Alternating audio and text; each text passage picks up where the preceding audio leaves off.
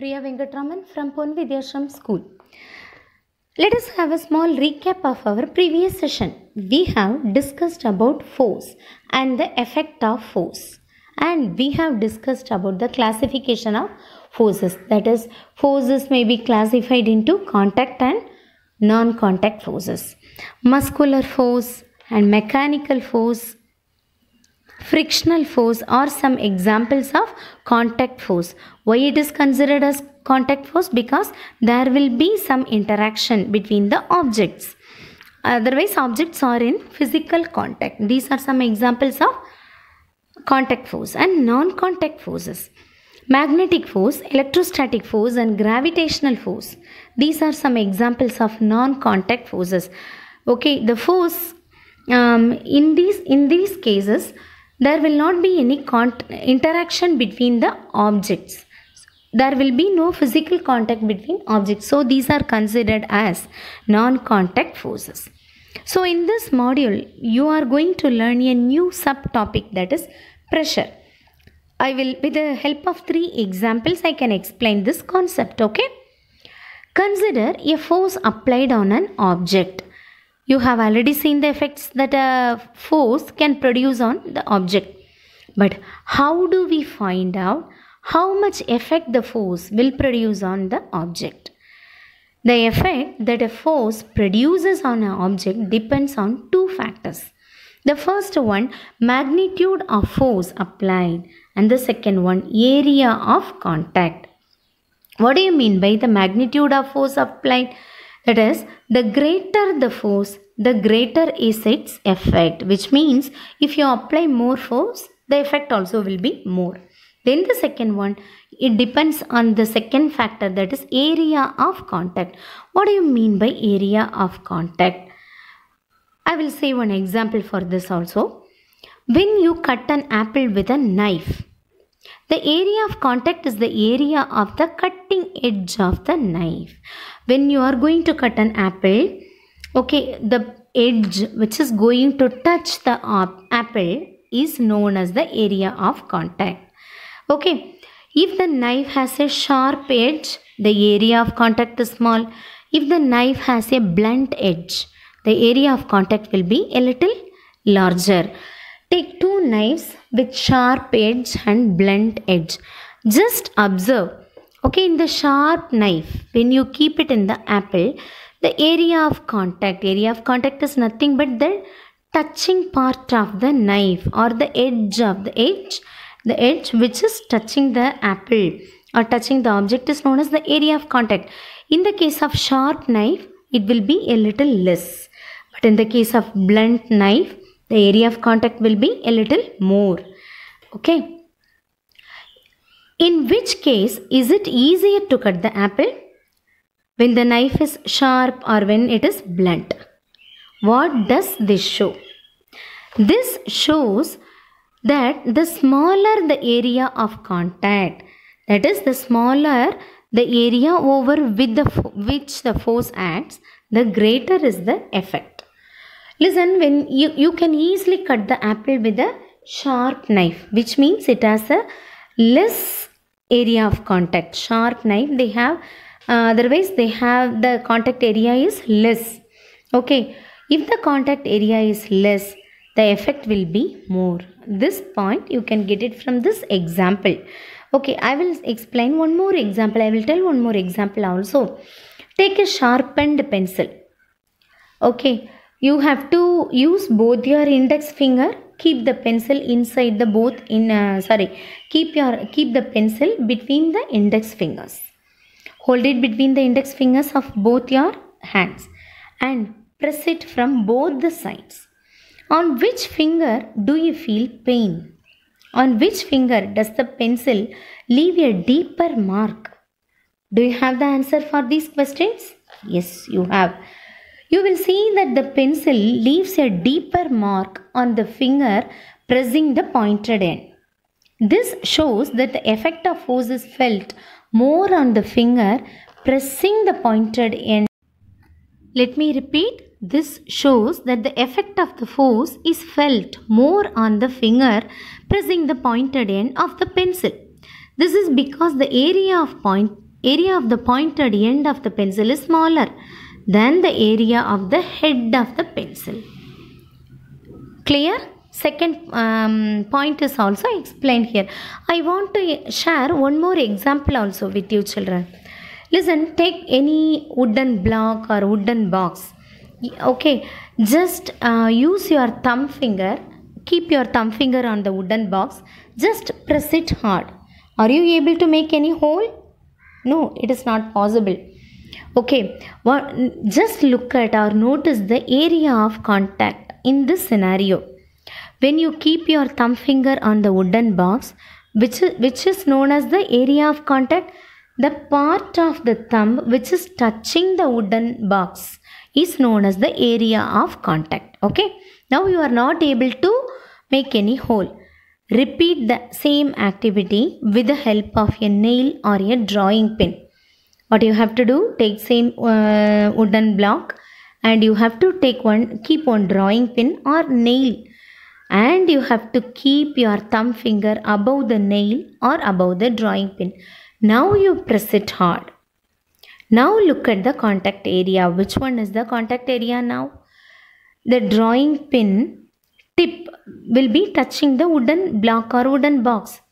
That portion is known as the tip of the drawing pin which touches the wooden block is known as the area of contact. In this case, area of contact is very less. So now it is possible to make a hole on the wooden box. Okay, but the force applied by you is same in both the cases.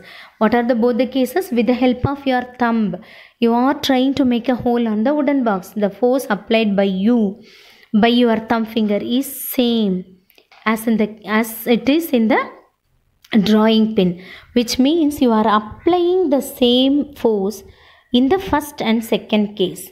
The force is common or force is same, but the area of contact is different. When you keep your thumb finger on the wooden box, area of contact is a little more, but when you use a drawing pin or nail, the area of contact is less. So if the area of contact is less, okay, you can easily make a hole. This means that in the case of the drawing pin, the area over which the force acts is smaller. Therefore, its effect on the wood is much greater. So now the effect will be more greater. So it goes into the wood. This is because of a physical quantity called pressure. Pressure is nothing but is the force. Pressure is the force acting on a unit area of the object. Pressure is nothing but the force acting on a unit area of the object. Clear? So, the drawing pin goes into the wood due to the sharp tip. The force of thumb falls on a very small area on the wood, due to which force per unit area on the wood becomes very large. Listen, the force of thumb falls on a very small area of the wood. How? Through the tip of the drawing pin. You are keeping your thumb but on the nail or on the drawing pin. So due to which force per unit area on the wood becomes very large. Okay, thus the effect of force depends on the area of the object on which it acts. Clear? Then pressure is equal to force by area. Pressure is the force acting on a unit area of the object. Force, pressure is equal to force by area. The standard unit of measuring force is Newton. It is represented by capital N, and the standard unit of measuring area is meter square. So therefore the standard unit of measuring pressure is Newton per meter square, which is also called Pascal. PA, capital P, small a, Pascal. PASCAL. Thank you. The next one is applications of pressure. Pressure plays a vital role even in our day-to-day life. Let me explain few examples in our day-to-day life. Okay. Have you ever seen a container or heavy truck? A heavy truck is fitted with 6 to 14 tires. These tires increase the area of contact on which their weight acts and hence reduce their pressure on the ground. Why they are provided with more tires? More tires, they increase the area of contact. Okay, if the area of contact is increased, then the pressure will be reduced. So this reduce the pressure on the ground. That is why they are designed in such a way that they have for 6 to 14 tires. Okay. Then the next example, skiers use long flat skis to slide over snow. The skis have a larger area of contact which reduces the pressure on the snow and enables the skier to slide over the snow without sinking in the snow. Understand? Then the third one, the cutting edge of knives, blades, axes, etc. are sharp, due to which the area of contact decreases and the pressure exerted by them increases. This large pressure helps to cut the objects easily. Okay, by these things are designed in such a way to reduce the area of contact. Then the next one, foundations of high-rise buildings are kept wide so that they exert less pressure on the ground and do not sink in due to the extremely high pressure of the building. Next one, school bags are provided. Have you seen the school bags? Yes, they are provided with long straps. Why? Because not long straps, broad straps. Broad straps increase the area of contact. So, if the area of contact is more, the pressure will be less. So, you will not feel more pressure on your back. Okay, a school bag has wide straps made of thick cloth, maybe canvas, so that the weight of the bag may fall over a large area of the shoulder of the child, producing less pressure on their shoulders, making it more comfortable to carry the heavy school bags. Then the next one, a wide steel belt is provided over the wheels of the army tanks. Look at the picture, this is known as the army tanks. Look at the bottom portion, you can see a belt-like structure.